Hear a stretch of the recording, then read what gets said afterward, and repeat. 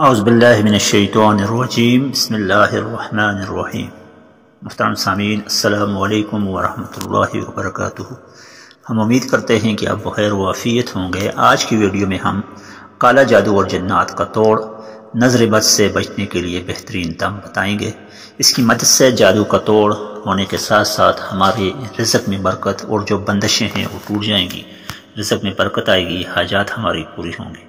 خواہ بیماری کسی بھی قسم کی ہو، بے برکتی، نحوست کسی بھی قسم کی ہو، اس عمل کی برکت سے انشاءاللہ ختم ہو جائے گا۔ ویڈیو کو مکمل سنیے گا، انشاءاللہ فائدہ ہوگا۔ آج کی ویڈیو کے اندر ہم در حقیقت ہمارے کاروبار میں، گھر میں بے برکتی جو ہوتی ہے وہ کالے جادو کی وجہ سے ہوتی ہے۔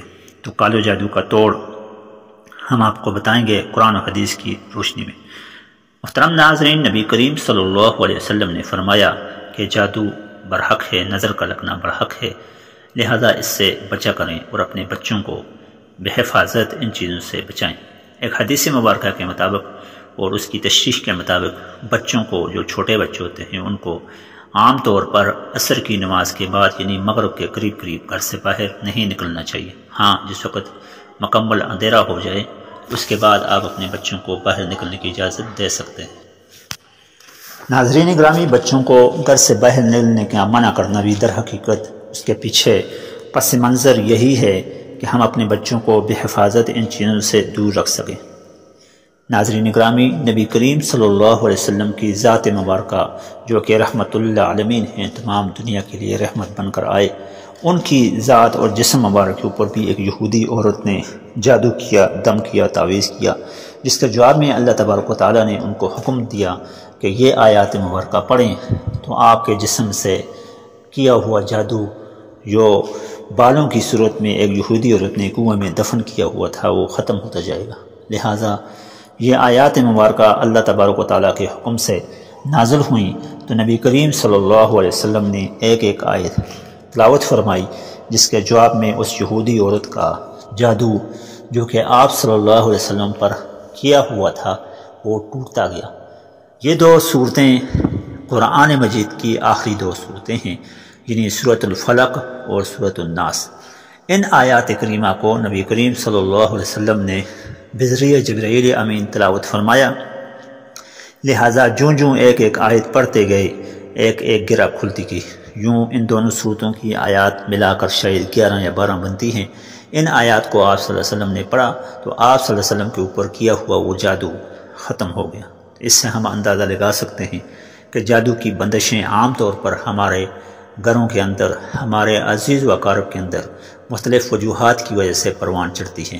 کسی سے حسد ہوتا ہے، کسی سے بغض ہوتا ہے، کسی کے ساتھ دشمنی ہوتی ہے، تو لوگ اس طرح کے عمل کرتے ہیں۔ اس طرح کے عمل سے ہمارے چلتے پھرتے کام، چلتے پھرتے کاروبار، چلتا پھرتا برکت کا کارخانہ وہ بند ہو جاتا ہے۔ ہمارے جسم میں بیماریاں دوڑنے لگتی ہیں، ہمارے گھروں کے اندر بے برکتیاں آ جاتی ہیں، گھروں کے اندر آئے روز جھگڑے آ جاتے ہیں، آئے روز بیماریاں اور نحوستیں آ جاتے ہیں۔ کالے جادو کی بندش سے جسم کے اندر ایک صحت مند انسان بیماریوں سے بھر جاتا ہے، اس کا جسم چلتا پھرتا بیماریوں کا ڈھیر ہوتا ہے۔ لہذا ان چیزوں کا توڑ اللہ کے پیارے نبی صلی اللہ علیہ وسلم نے حدیث مبارکہ کے اندر بتایا۔ قرآن مجید کی سورہ طٰہٰ کی ایک آیت ہے، وہ آیت نمبر 69، 68 اور 69۔ آیت نمبر 68 اور 69 کے بارے میں بھی آتا ہے کہ اگر کسی کو کوئی شک ہو تو اس پر جادو کیا گیا ہو یا علامات محسوس ہو رہی ہوں تو اس کو ختم کرنے کے لیے 11 دن تک 100 مرتبہ ان آیات کریمہ کو پڑھ کر آپ اپنے جسم کے اوپر پھونکیں تو اس سے ہمارا جو جسم میں چلتا پھرتا جادو کا جو گزر ہے وہ رک جائے گا۔ سورہ طٰہٰ کی آیت نمبر 68 اور آیت نمبر 69۔ سورہ طٰہٰ غالباً پارہ نمبر 16 کے اندر موجود ہے، لہذا اس کو توڑنے کے لیے بھی یہ بہترین عمل ہے۔ جنات کی شر سے بچنے کا نبی نسخہ بھی کتب حدیث کے اندر موجود ہے۔ ابن ابی حاتم میں ہے کہ ایک بیمار شخص جسے کوئی جن ستا رہا تھا حضرت عبداللہ ابن مسعود کے پاس آیا تو آپ صلی اللہ علیہ وسلم نے درج ذیل آیات پڑھ کر اس کے کان میں دم کیا۔ ان آیات کریمہ کا پڑھنا تھا کہ ان کے اوپر سے جادو کا اثر ختم ہو گیا۔ حضرت عبداللہ ابن مسعود فرماتے ہیں کہ آپ صلی اللہ علیہ وسلم نے یہ آیات کریمہ تلاوت فرمائی۔ افحسبتم انما خلقناکم عبثا وانکم الینا لا ترجعون فتعالی اللہ الملک الحق لا الہ الا هو رب العرش الکریم ومن يدعو مع الله الها آخر لا برهان له به فانما حسابه عند ربه انه لا يفلح الكافرون وقل رب اغفر وارحم وانت خیر الراحمین۔ ناظرین اکرامی، یہ 3 آیات مبارکہ ہیں۔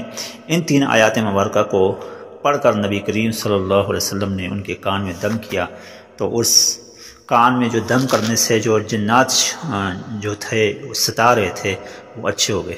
جب نبی کریم صلی اللہ علیہ وسلم نے اس کا ذکر کیا تو آپ صلی اللہ علیہ وسلم نے فرمایا، عبداللہ تم اس کے کان میں کیا پڑھا؟ تو آپ نے بتایا کہ حضور صلی اللہ علیہ وسلم نے فرمایا کہ تم نے اس کے کان میں پڑھ کر اسے جلا دیا۔ اللہ تبارک و تعالیٰ ان 3 آیتوں کی برکت سے جو شخص یقین کے ساتھ پڑھے گا تو اس کے جسم کے اندر سے آسیب، جادو اور جنات کا اثر ختم کر دے گا۔ جنات کے اثر سے بچنے کے لیے حضرت عبداللہ ابن بصر رضی اللہ تعالیٰ عنہ نے بھی چند آیات کا حوالہ دیا۔ بہرحال یہ جو آیات ہم نے آپ کے سامنے تلاوت فرمائی، یہ آیات کریمہ آپ نے پڑھنی ہیں، انشاءاللہ اس کے اثر سے آپ کے اوپر کیا ہوا جادو ختم ہو جائے گا۔ ہم دوبارہ ان کو تلاوت کر رہے ہیں۔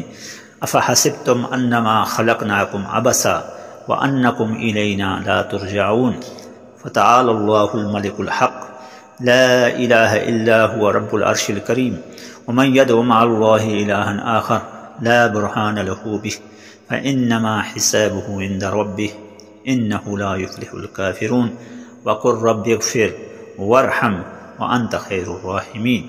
ناظرین گرامی، ان آیات کریمہ کو صبح پڑھ کر اپنے جسم کے اوپر پھونک دیں، شام کو پڑھ کر اپنے اوپر پھونک دیں، تو ان سے جنات کا اثر جو ہے جو آپ کے اوپر غالب آیا ہوا ہے وہ ختم ہو جائے گا۔ اس کے علاوہ سورۃ الفلق اور سورۃ الناس جو ہم نے آپ کو بتائیں، 30ویں پارے کی آخری 2 صورتیں جہاں پر قرآن پاک جا کر ختم ہو رہا ہے، اختتام پذیر ہو رہا ہے، یعنی قل اعوذ برب الفلق سے آپ شروع کرو گے اور من الجنۃ والناس یہاں تک آپ پڑھو گے۔ ان آیات کریمہ کو پڑھ کر رات کو سونے سے پہلے پڑھ کر اپنے جسم کے اوپر ہاتھ مل لیں، جہاں جہاں تک جسم کے جس حصے تک ہاتھ پہنچتا ہے، اور اگر ہاتھ نہیں ملتے تو پڑھ کر ہاتھوں کو پھونک دیں، پورے جسم کے اوپر پھونک دیں، تو انشاءاللہ اس سے جنات کا اثر ختم ہو جائے گا۔ اس کے علاوہ پانی پر دم کر کے آپ جس شخص کے اوپر جادو کا اثر ہے اس کو بھی پلا سکتے ہیں، بچوں کو بھی پلا سکتے ہیں۔ اس کے علاوہ کاروبار میں برکت کے لیے بھی یہ آیات کریمہ بہترین اکثر ہیں۔ اس کے علاوہ قرآن مجید کی روزانہ تلاوت اور آیت الکرسی کا وظیفہ بھی ہے جو ہم نے آپ کے ساتھ پہلے سے شیئر کیا ہوا ہے۔